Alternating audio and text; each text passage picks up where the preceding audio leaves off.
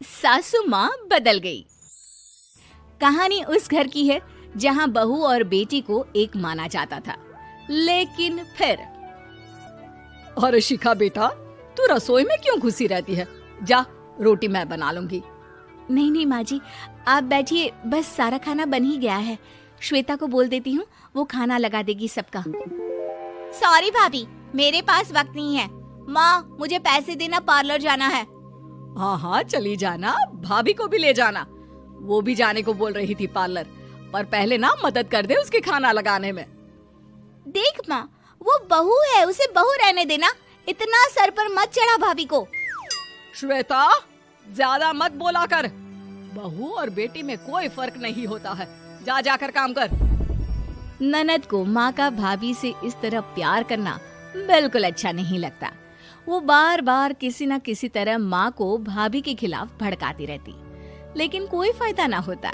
एक रोज, अरे बेटे किशन, जा बहू को कहीं घुमा कर ला, सारा दिन घर में काम करती रहती है।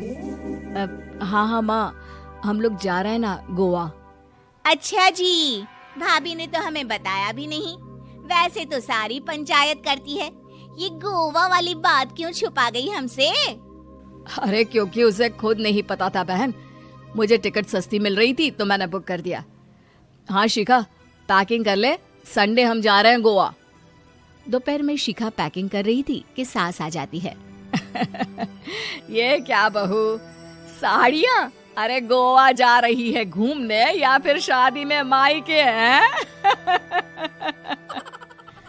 माँ जी, ऐसा कुछ है ही नहीं, समझ में नहीं आ रहा क्या रखूं कपड़े में। अरे तेरी और श्वेता की साइज तो एक ही है, उसके कुछ मॉडर्न कपड़े ले ले, आकर लौटा देना। हाँ माँ जी, ये ठीक रहेगा। शिखा श्वेता के पास जाती है और उससे कपड़े मांगती है। ना जी ना, मैं अपने कपड़े ना दूं, वैसे भी फैल जाएंगे मेरे कपड़े, बहुत महंगे वाले हैं। शिखा मुंह लटकाकर कमरे में आ जाती है तो सास कहती है, चल तैयार हो जा, तुझे मैं शॉपिंग करा कर लाती हूँ गोवा की। बस फिर क्या था, सास बहू निकल जाते हैं मार्केट और एक से बढ़कर एक ड्रेस खरीद कर घर आते हैं। पहले बता देती कि नए कपड़े दिलाने वाली है भाभी को, तो मैं अपने ही दे देती ना भाभी को, मुझे दिला देती नए कपड़े। देख श्वेता, परिवार का मतलब सबके साथ रहना होता है, ना कि सिर्फ अपना सोचना। वैसे भी तुझे अच्छे संस्कार सीखने चाहिए। और रही बात कपड़ों की, तो शिखा, आज से घर पर भी तू मॉडर्न कपड़े ही पहनेगी। कोई जरूरत नहीं है ये साड़ी वाड़ी लपेटने की। अब क्या था, घर पर श्वेता और शिखा एक जैसे रहते। एक बार पड़ोसन आती है। अरे बेटा, अपनी माँ को तो बुलाना जरा, बात करनी है। शिखा सास को बताती है और रसोई में चली जाती है। ये आपकी बेटी बहुत बड़ी हो गई है, इसके लिए एक रिश्ता है, कहो तो बता दूं। ये बेटी नहीं बहू है, घर में सब एक जैसा ही रहता है। वैसे मेरी बेटी भी बड़ी हो गई है, कोई रिश्ता हो तो जरूर बताना। पड़ोसन रिश्ता लेकर उन लोगों के घर आती है। तब श्वेता की होने वाली सास कहती है, तो ये घर है, कितने मंजिल का है? और ये बहू ने आपकी क्या पहन रखा है, जीन्स टॉप? अरे भाई, साड़ी वाड़ी नहीं है क्या इसके पास? देखिए, सर्दी है तो साड़ी में बहू कैसे मैनेज करती, वैसे पहनती है साड़ी भी। देखिए, हम लोग ठहरे पैसे वाले लोग, कोई कमी नहीं है हम लोगों के पास पैसों की, बहुत पैसे हैं, जमीन, नौकर चाकर, कार, सब कुछ है, लेकिन घर में संस्कारी बहू चाहिए, समझ रही हैं ना आप? सास कुछ कहती कि श्वेता बोल पड़ती है, हाय रे, नौकर चाकर से लेकर जमीन, कार, पैसा, हाँ हाँ मुझे रिश्ता मंजूर है मुझे। अरे रुक जा श्वेता, मैं बात कर रही हूँ ना। देखिए, हम लोगों के घर इतनी आजादी नहीं मिलेगी। अरे हाँ कर देना माँ, हाँ कर दे जल्दी से। सास क्या करती, बेटी की शादी ऐसे घर में कर देती है जहाँ ना उनके विचार मिलते हैं और ना ही आचार। शादी के बाद एक रोज फोन पर, श्वेता बेटा, एक बार घर आ जा, बहुत दिल करता है तुझे देखने का। माँ, वो घर पर बहुत काम होता है, कैसे आऊँ? बड़ा घर है, लेकिन आने जाने वालों की लाइन ही लगी रहती है। बेटा मैं तो जानती थी उस घर का हाल, लेकिन तू ही नहीं मान रही थी। माँ देख, हर घर का यही हाल है। तेरी बेटी को यहाँ घूंघट हटाने की परमिशन नहीं है और एक तरफ भाभी स्कर्ट पहनकर घूम रही है। बेटा मुझे क्या पता था कि मेरी बेटी को ससुराल के नाम पर पिंजरा मिल जाएगा। अच्छा माँ, फोन रखती हूँ, सास को गर्मा गर्म रोटी खिलानी है। तुम लोगों की तरह नहीं कि एक रोटी बनाओ, एक सब्जी बनाओ, फिर सारा दिन फ्री होकर घूमो।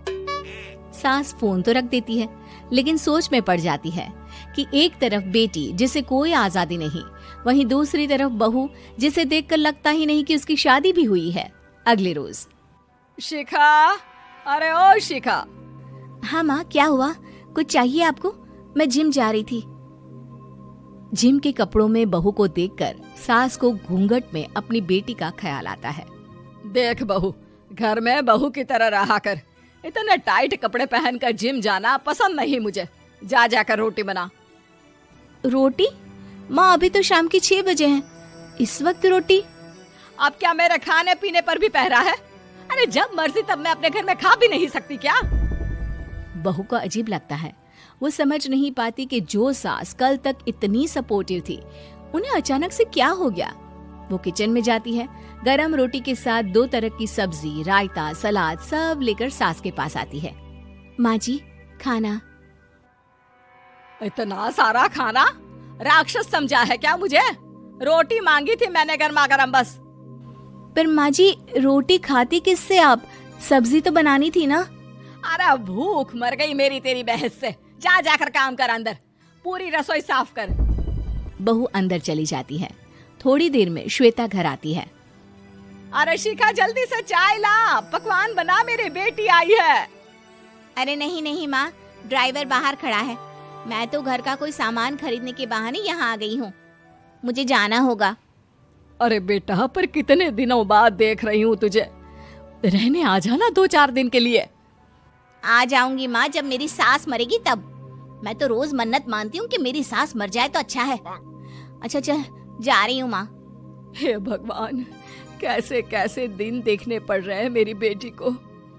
सास अंदर जाती है, जहाँ श्वेता की जिम वाली सहेली का फोन आया होता है। क्या बात है, आज जिम नहीं आई? अरे पता नहीं यार, आज माँ को क्या हो गया अचानक। पर खैर कोई नहीं, लगता नहीं कि मैं अब जिम आ पाऊंगी। शिखा स्पीकर पर बात कर रही थी, जिसे सास सुन रही थी। यार ये सास ना होती ही ऐसी है।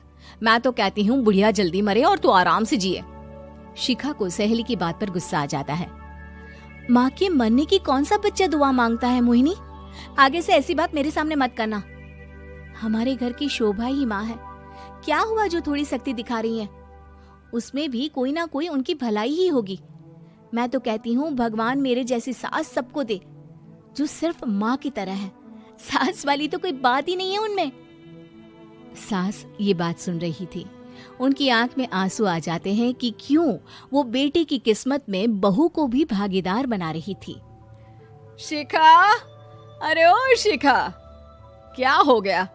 जिम नहीं जाना क्या?